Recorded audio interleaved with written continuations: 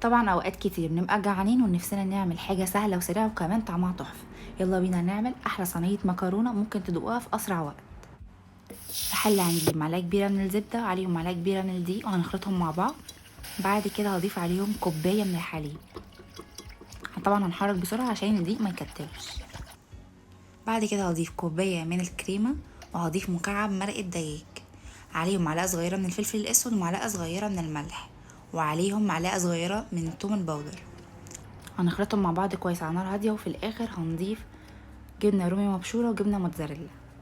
هطفي النار وهنا سلقت مكرونه وعليهم هحط نص كميه الصوص اللي انا عملته. بعد كده ضفت عليهم ستريبس جاهز وحطيت عليهم نص التاني من كميه الصوص وعليهم شويه من الجبنه الموتزاريلا من فوق الوش وشويه من الزيتون. ودخلتها الفرن لمده 10 دقايق واخر دقيقتين ولعت عليها الشوايه. كانكم بالظبط رايحين تاكلوها في مطعم. طعمها تحفه.